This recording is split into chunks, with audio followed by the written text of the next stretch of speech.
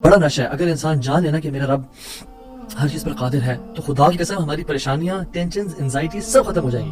تو آپ نے گھبرانا نہیں ہے. اگر آپ اللہ والے بن جائیں تو اللہ اپنے بندوں کا امتحان تو لیتا ہے مگر اسے کبھی ضائع نہیں کرتا. اس کو لکھ لیں اپنے ذہن پہ اور ساری زندگی اس کو پکڑ کے رکھیں. تو اللہ سبحانہ و تعالیٰ اپنے بندوں کا امتحان تو لیتا ہے کہ میرا بندہ سچا ہے یا نہیں، میرا ہے یا نہیں، لیکن خدا کی قسم کبھی ضائع نہیں کرتا. شرط یہ ہے کہ آپ اللہ والے بن جائیں. میرا اجر اللہ تعالیٰ سے واللہ لا اخذها کہ میں اللہ کی قسم اس کو نہیں لوں گا آپ سے. وہ بحث کرتا تھا کہ لو تم نے لینا ہے، وہ کہتا ہے میں نہیں لینا آپ سے، آپ چلے جائیں. یہ میں نے اپنا امانت ادا کی ہے، میں نے کوئی احسان تو نہیں کیا آپ پہ.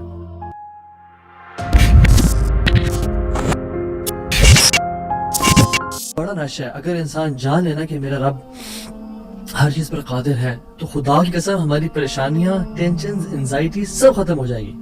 تو آپ نے گھبرانا نہیں ہے انشاءاللہ. ٹھیک ہے.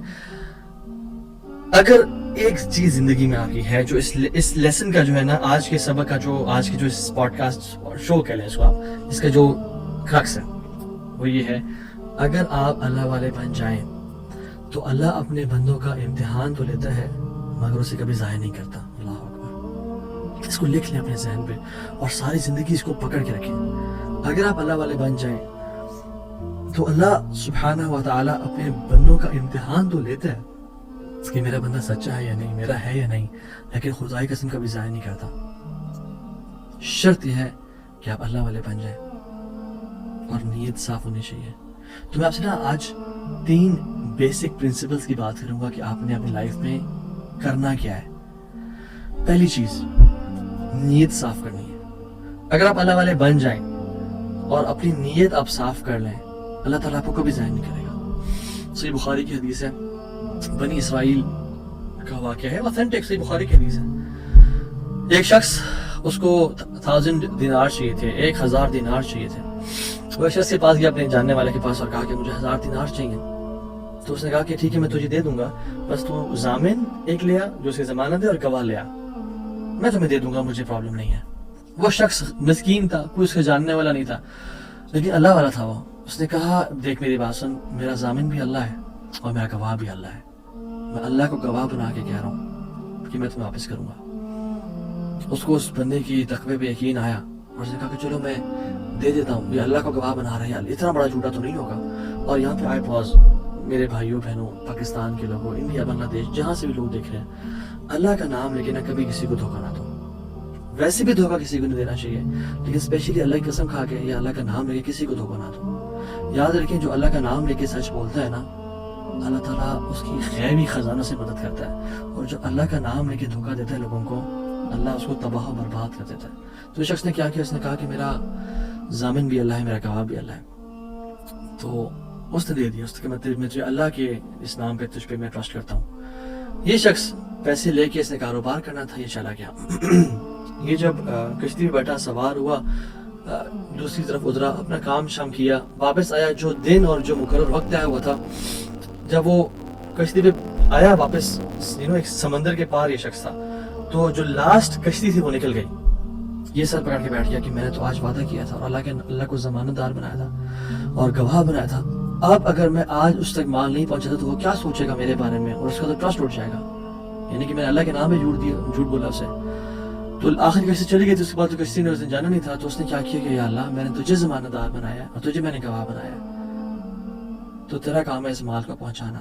اس نے ایک ووڈ لاگ لیا، اس میں سوراخ کیا، اس میں اس 1000 دینار، سبحان اللہ، 1 دینار از اے گولڈ کوائن. اور آپ ایک گولڈ کوائن کی آج آپ ورتھ لگا لیں، in lakhs, in millions.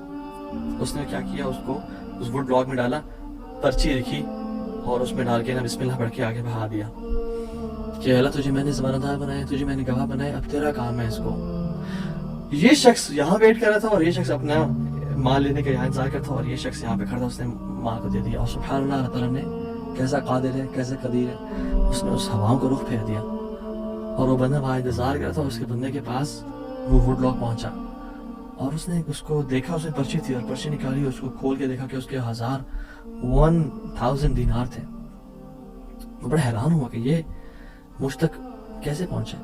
خیر، یہ جو شخص تھا جس نے بیچے تھے، یہ اگلے دن دوبارہ جو سب سے پہلی کشتی ملی اس پہ روانہ ہوا اور اس بندے کے پاس پہنچا اور 1000 دینار لے کے الگ سے کہ پتہ نہیں وہ پہنچے نہیں پہنچے میں اس کو اس کا حق تو دے دوں.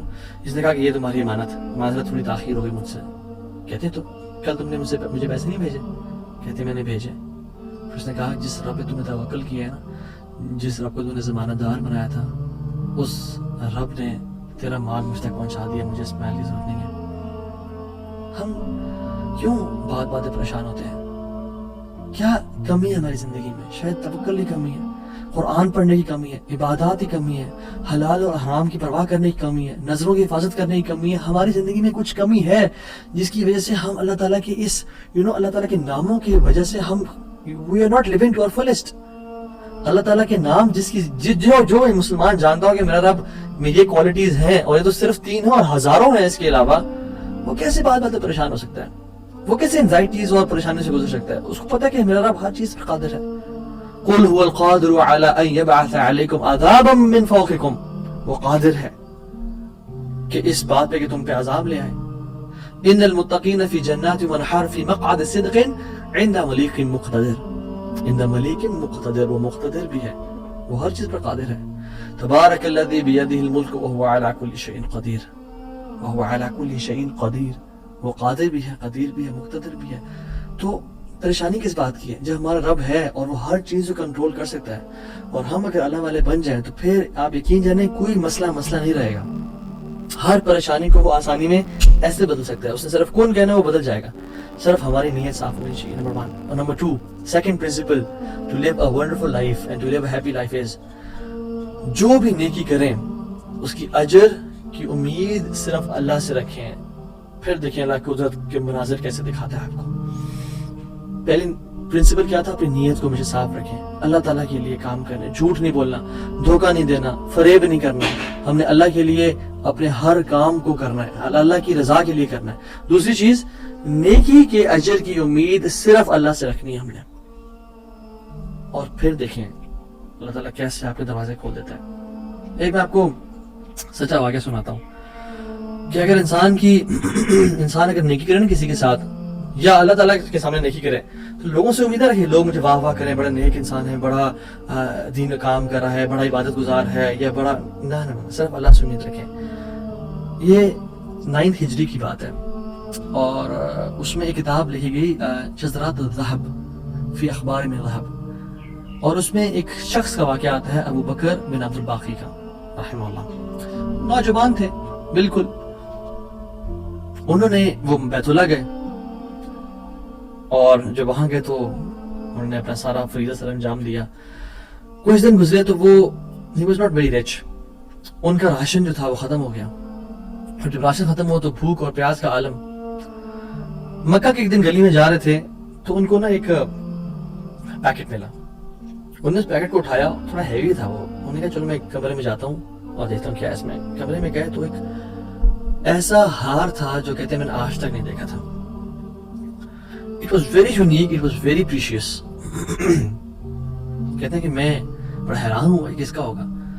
خیر الٹیمیٹلی میں نکلا اپنے کمرے سے باہر حرم کی طرف آ رہا تھا, تو مکہ کی گلیوں میں میں نے ایک دیکھا ایک شیخ یعنی بزرگ انسان تھا جس کے ہاتھ میں 500 دینار تھے, اور وہ اناؤنسمنٹس کر رہے تھے کہ میرے گھر والوں کا ہار گما ہے, جس شخص کو مل جائے وہ مجھے دے, میں اس کو 500 دینار دوں گا.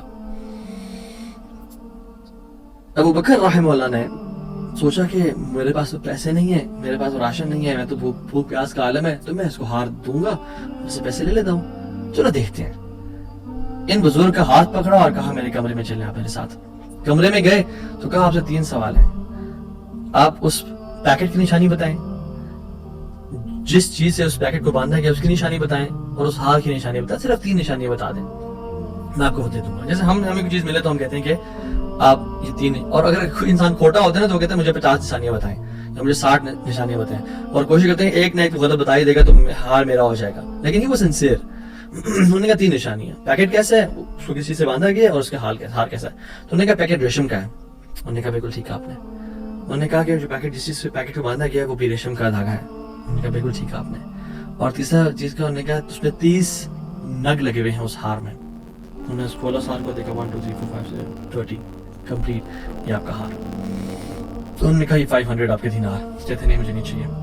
کہتے ہیں کیوں بیٹا, میں نے تو وعدہ کیا تھا کہ میں شخص دوں گا. کہتے ہیں میں نے اللہ کے لیے کام کیا ہے, یہ مجھے چیز ملی تھی, میرا ایز اے مسلمان میرا حق تھا کہ میں امانت کو واپس ادا کروں, تو میں آپ سے اس کا اجر نہیں لوں گا. حالانکہ ان کو نیڈ تھی, لیکن کہا کہ نہیں, میرا اجر اللہ تعالیٰ سے, واللہ لا آخذها, کہ میں اللہ کی قسم اس کو نہیں لوں گا آپ سے. وہ بحث کرتا تھا کہ لو تم نے لینا ہے, وہ کہتا ہے میں نہیں لینا آپ سے, آپ چلے جائیں, یہ میں نے اپنا امانت ادا کی ہے, میں نے کوئی احسان تو نہیں کیا آپ پہ.